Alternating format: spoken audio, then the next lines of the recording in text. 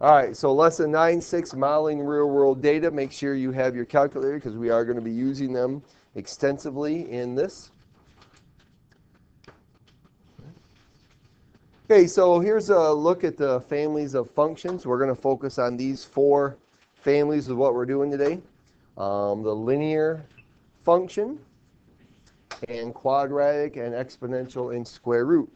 Most of the data that you find in our world today can be measured using one of those four.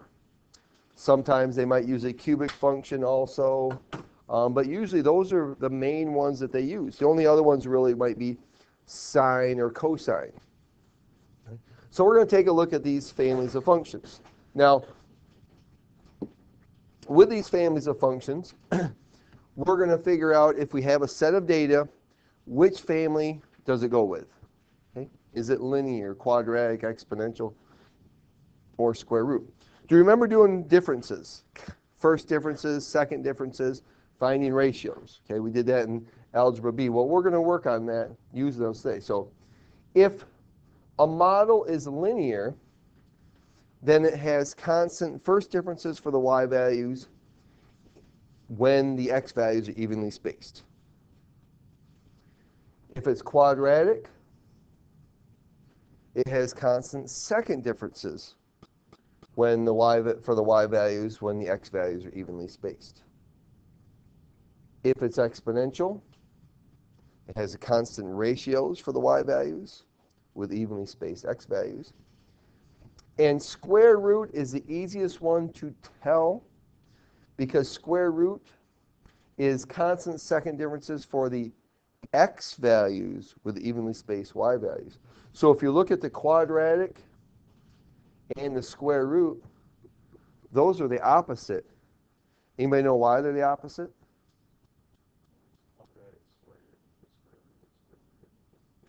That's part of the reason, but there's a little bit more reason that. Stevie?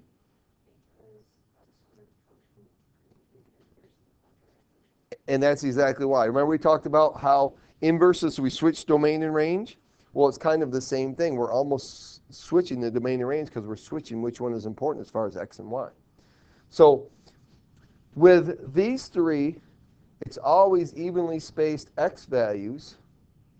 With the square roots, evenly spaced y values. So if immediately you see evenly spaced y values, your first thought should be, oh, this is probably a square root function. Okay. All right, so we're going to take a set of data, and we're going to figure out whether it is linear, quadratic, exponential, or square root. Okay, so here's our first set of data. So the first thing we need to look at are the x values, in this case time, evenly spaced. All right, they all increase by 5, so yes, they're evenly spaced. So we need to figure out with the height of inches then, is this constant first difference, constant second difference, or constant or ratio? Now, could this be square root? Could it be the square root function?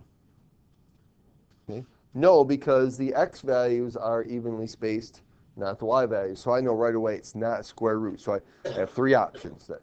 Okay. What could this be? It says time and height. So over time, the height increases. Could this be a person? Yeah? Okay. Mr. Fonzie, how tall are you? 5'8". How many inches is that?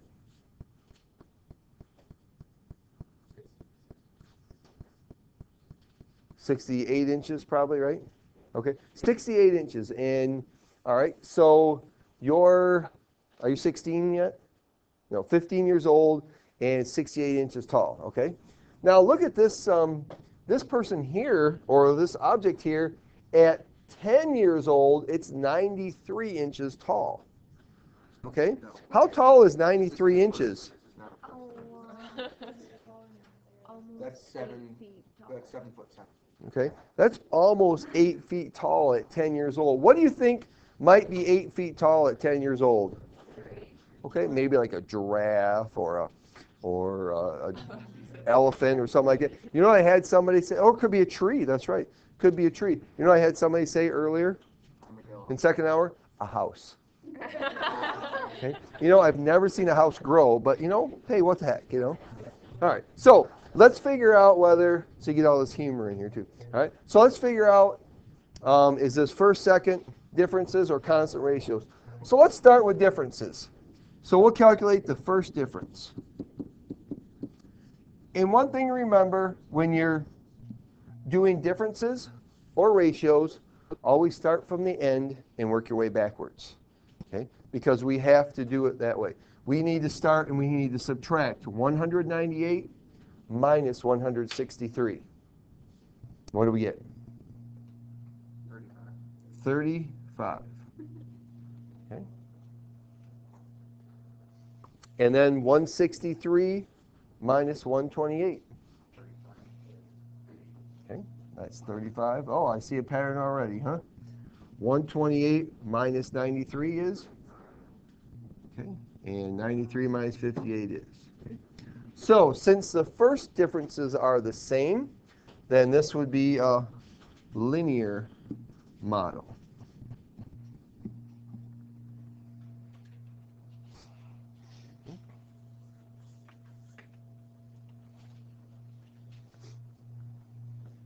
Okay, so let's look at the next one.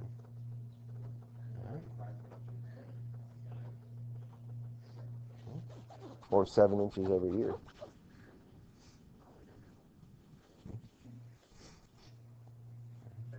Whatever it is, it's growing pretty fast. Okay. Do you think it would continue to grow that fast? Probably not, no. Eventually it's going to stop.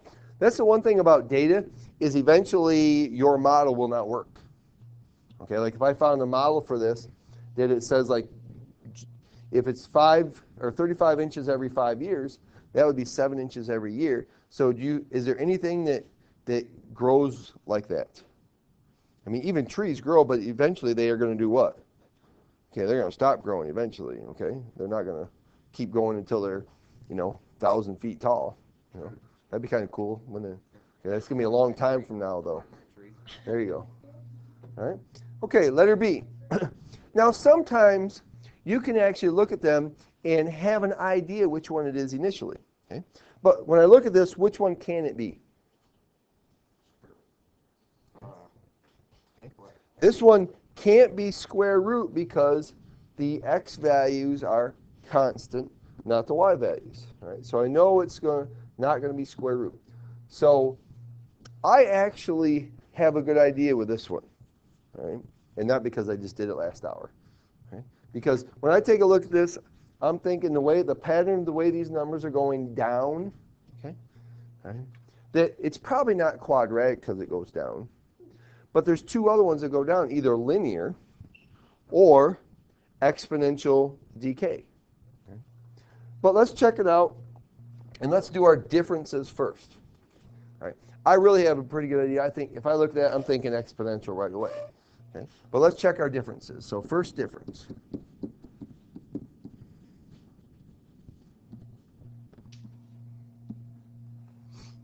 All right. So we do some subtraction.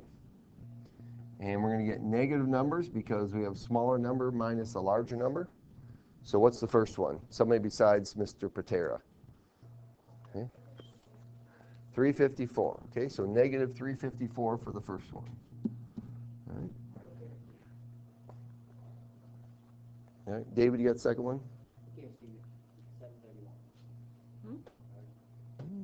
I don't think so. I don't think so. 396 or 69? 69, okay. All right. How about between 9216 and 9600? Negative 384. And hopefully we all know that this one is 400. Okay? All right. So those are pretty close to the same afterwards. So let's try a second difference and see what we get.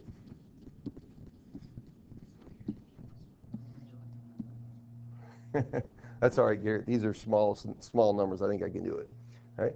So negative 354 minus 369 is negative 15.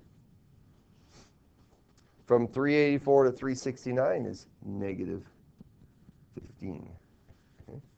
Actually, these are positive. My fault. No, wait a minute. They're going down. They're negative. Are they going down or are they going up? Now I'm confused.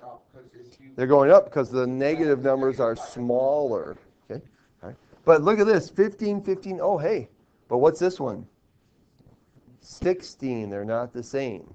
So it was close to being quadratic because the second differences are close to being the same, but it's not. So we're going to have to try ratios. What does it mean when we try ratios? We have to do what? Divide, okay? So we're going to have 9,600 over 10,000. 9216 over 9,600. 8847 over 9216. And 8493 over 8847. All right, and then we need to divide. Well, the first one should be the easiest one to divide, right? What's 9,600 over 10,000? Cross out a couple zeros and we get 0.96. And hopefully all of them are 0.96, right? Okay, so somebody do that division for me. Marina, you got it? After the first one, and then the second one, 0.96 is the second. And the third one is 0.95. 95 what? 9599. So basically that's 0.96 also, isn't it? Okay. All right. So these are going to be, this is going to be a constant ratios, which means this would be an exponential model.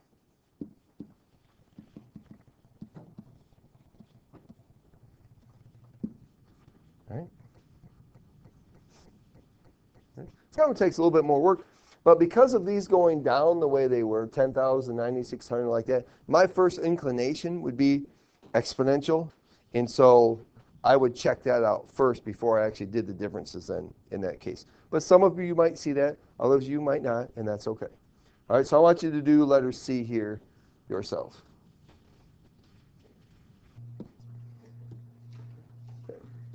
Real world data rarely has differences or ratios that are exact. Okay, lots of times they're not. And so what we're going to do is we're going to look at what do I need to do to be able to figure out if it's one of those specific models or not. And we're going to do that using our calculator. So the first thing we need to do is we're going to look at correlation coefficient. I don't know if you remember that or not. Okay, it's the value of R. And we're actually going to look at R squared today and focus on that instead of R. All right. So first of all, we need to make sure our calculator is set correctly. All right. So here's what we need to do. We need to make sure our diagnostic is on your calculator. And so I'm going to tell you how to do that. All right. So go to mode, or not mode, we don't want mode. Okay. Second 0 for the catalog. All right, this is for everybody's. And actually, if you have an 84, I'll show you a different way you can do it. But now, hit the X-1 key, so it goes to the D's. Okay. All right, and then you want to scroll down to where it says diagnostic on. Okay, and when it says diagnostic on, hit that, and then hit enter until it says done. Okay. Okay. Now, if you have an 84, you could have done it in the mode, gone to the second page of your mode, and it has diagnostic on here in the middle. Okay. So if you had an 84, you could have gone there. All right. Okay. Now, so we're going to look at this economic application here. A printing company prints advertising flyers and tracks its profits. Says write a function that models the given data. Okay. So we're going to make a scatter plot of the data, and actually we're going to wait, and we're going to do the analyze the differences first. Okay. We're going to figure out whether it's linear, quadratic, or exponential first of all. Okay. So we can see that they have evenly spaced x values. So we can actually calculate our differences and our ratios. So let's do that before we do anything else. So we're going to do our first difference.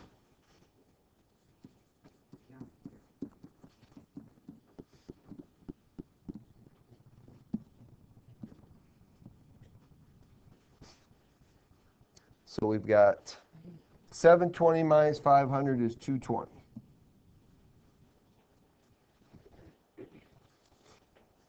500 minus 312 is 188.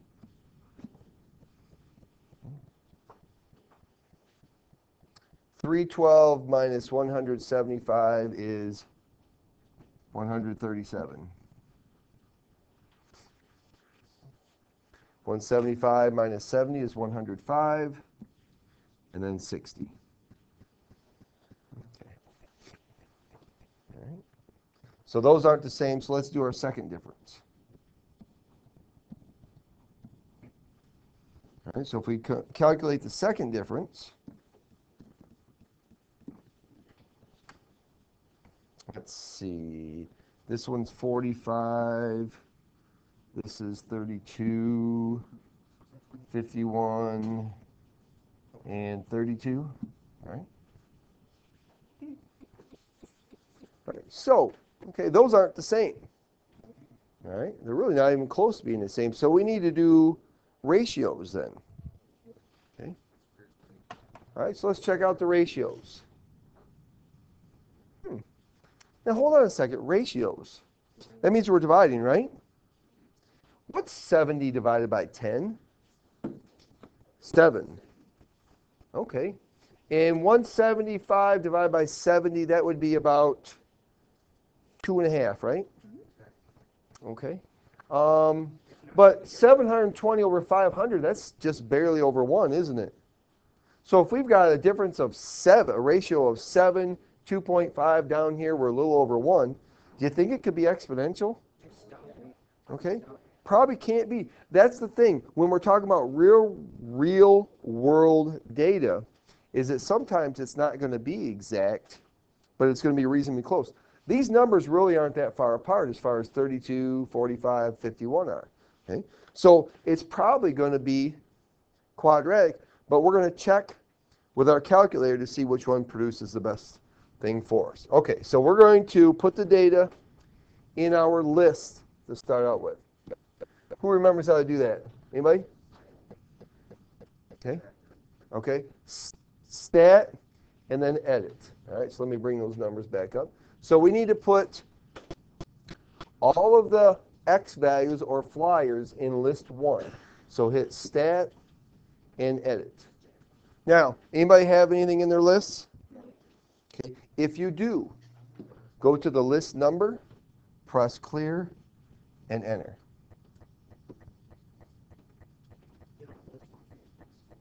Now, anybody missing list 1 or list 2?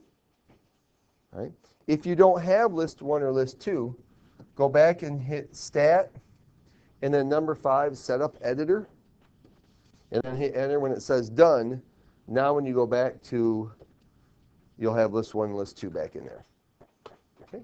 So go ahead and put 100 through 600 in list 1. And be very careful when you're doing this and recheck your numbers when you're done, because it's very important that you're accurate. See, like I just messed up right there.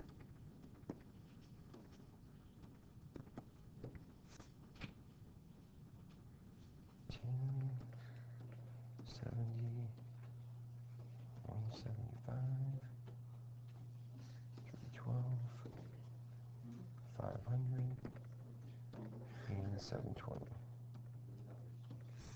Okay. So we're caught between linear or exponential and quadratic, right?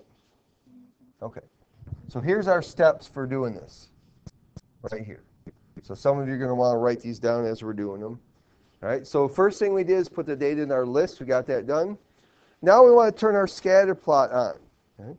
So either we can go to second y equals, or we can make sure plot 1 is highlighted in our y equals. So if we go second y equals, if you look at yours, it should have, if it has all this stuff on here, you're good, which it should. Okay. A scatter plot, list 1, list 2, and then a little box. Okay, does everybody have that? Okay. All right. So if you go to your y equals now, you can go up to where it says plot 1 and hit enter, and you just turn it on. Okay. So turning it off, you can just go up there and hit enter, and it'll turn it off. Okay. Make sure you don't have anything in any of your y equals. So if you still have that x squared minus 4 there like I did, make sure you clear that.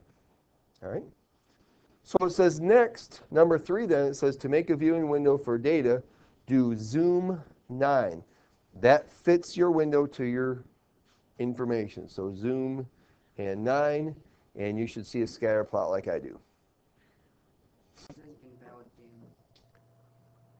Okay, you need to check your lists. You made a mistake in your lists. All right, so have if one of your neighbors would check with you, that would be. List 1 and list 2. Do you not have list 1 and list 2? I missed list 2. Okay, then you need to do what Garrett had to do and go to Setup Editor. No, I'm not missing it. I just forgot to put it in there. Oh, okay. All right. Stevie? Okay. What's that? How do you know which one to put in list 1 and list 2? Always put the X list in list 1, the Y list. What's that?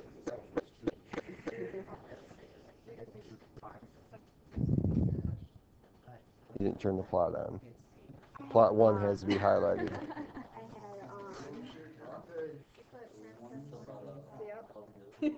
Okay, here's my list right here, Mikkel. List 1 should be 100 through 600. And list 2 should be 1070 and so on. Okay, did you find your mistake, David? Yeah. All right. Okay. All right. So zoom 9 fits, yes, Allie. Okay.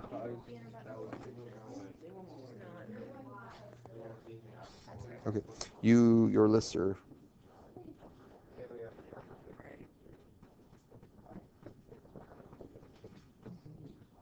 Oh, you have the wrong thing here. All right. So we got to go here, turn on, and you got to do a scatter plot. There you go. And now, oops, zoom 9, and there you go. Oops, sorry. Okay, is everybody set now? Okay, so now we're going to find the exponential regression and quadratic regression to see which one is a better fit. So go to Stat and over to Calc, and we're going to do quadratic regression first. So we choose number 5. Now, unfortunately, mine looks different than yours. And what you're going to do is you're going to type in just as it says here on the screen. Right? So you have, yours says quad reg, right? Just like this. Okay, if you have an 83. Okay? Then you're going to type in list 1. What? Yeah, it says quad reg. Yours is not going to look like mine. Okay? So yours is going to look like this. This where it says linear regression here, you're just going to say quadratic regression. So you need to type in list 1, comma, list 2. And to get list 1, that's second, number 1. List 2 is second, number 2. You got to separate them with commas. Yours is going to look just like it does here in red. Okay? Commas above the 7. Okay? Now, we're going to store it, okay, in one of our y equals. So we want to put y1 there. So as Marina told us earlier, for y1, we go to vars, over to y vars, function, and y1. All right, just like it says right here. To get y1, we do vars, then y vars, then function.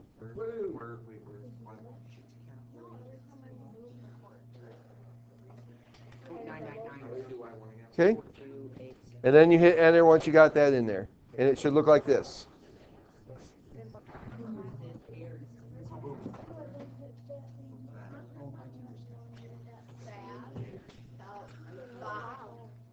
Okay? Now push graph. In you should have your line should go through the dots pretty good, like mine does. That means it must be quadratic.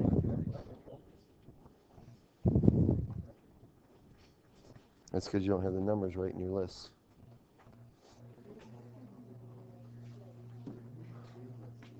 You need these numbers in list too, Preston.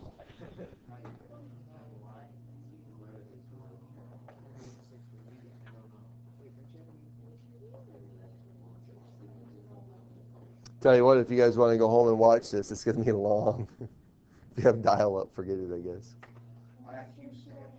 Because we're already at, oh, whatever the mic picks up, you'll hear, so. Yeah, except I'd probably delete that part then. Okay? All right. All right, so, okay, everybody's got this now. All right, our correlation coefficient was very good in this case. It was 0.9999. That's good. All right, but let's do exponential also, okay, to see how that looks, because we really weren't sure. Okay, so stat over to calc, and now exponential is at 0. So go to 0 and it'll give you exponential regression.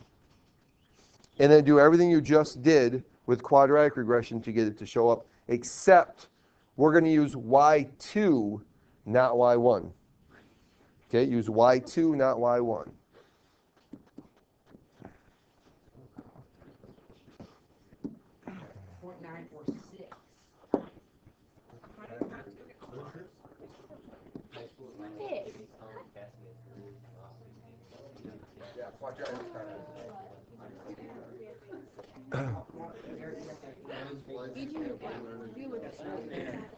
Did you do list 1, comma list 2, comma y1? Y2, I mean?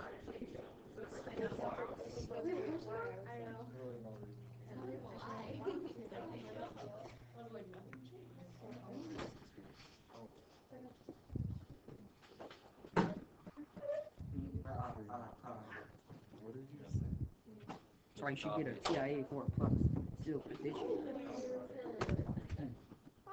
Had this thing since 8th grade. What happens is you hit exponential regression, you hit enter before you put that other stuff in there. Oh, that's Okay? High school is a lot like a kidney stone. Halfway through, you're not thinking it's never ending, but once it's half, it's back, it's uncomparable. I don't know why I have this instead of the point. I don't know either. I'll have to check that out. Okay, I know I didn't. Okay, so now hit graph and see how the two lines differ. Here's the first one is quadratic, the second one is exponential, and you can really tell for sure that that one is not the same. Okay, and that exponential is definitely not a better fit, that it's quadratic. So, what do I write for my answer then? That's the big question then. So if we look at the values of r, or r squared, look at the r squares.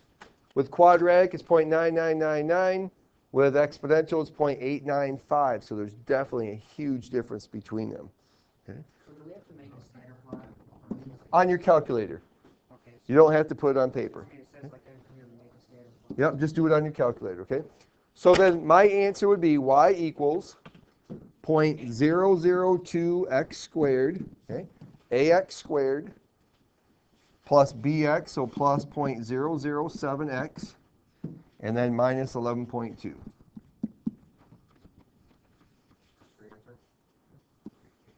That would be my answer then. Okay.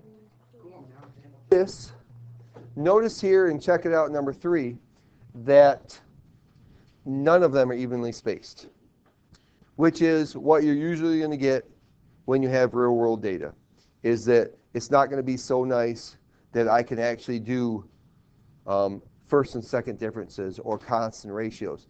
And so in this case, you can't even do either one of them. So you have to rely totally on your calculator and the value of r squared to determine your best model. Okay? So go ahead and put this data in your lists. So clear list 1, clear list 2, and put your data in. Stat and edit. All right?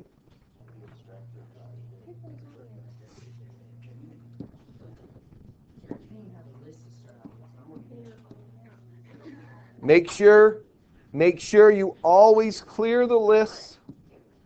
Always clear the list before you start typing. Otherwise, if one of them has more than the previous, okay, or this set of data is less than the previous set of data, you'll have numbers that you weren't expecting and you'll get wrong answers. So always clear your list first.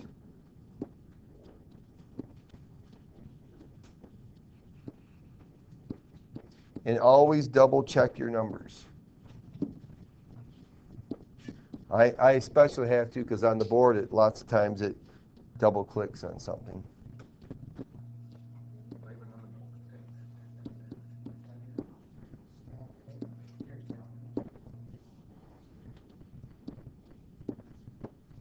Okay. So once they're in your list, zoom 9 to get the scatter plot. Now, if yours is like mine, you can see it's working up in the right-hand corner. Anybody know why it's still working up in the right-hand corner? Okay. It's still working because we have these things in our y equals that we need to get rid of. So clear those other graphs out of your y equals. Okay. There's a lot of information there, wasn't there? Okay. All right. So what does this look like? Does this look exponential? It's fat.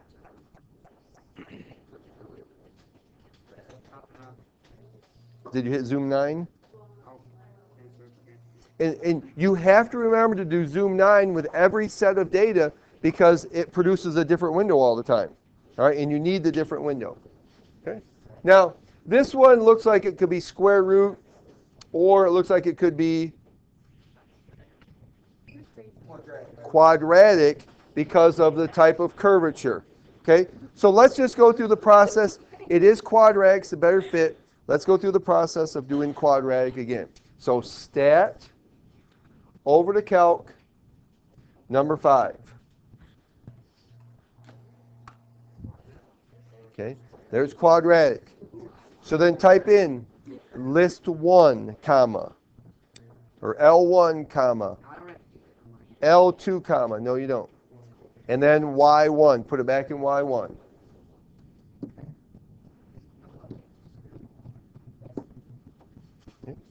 And then hit enter.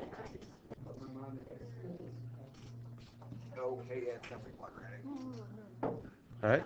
And you can see because it's 0.9999999 that that's really close to 1, and that's going to be your best fit. So if you hit graph now, it's going to go right through all those points.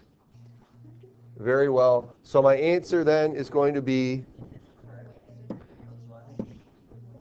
y equals, okay, now we can say negative 0.2 x squared. And this is 23.99. If you want to say 24, that's fine. And then plus 5.28. But you should always use 2 decimal places unless the 2 decimal places are both 9s.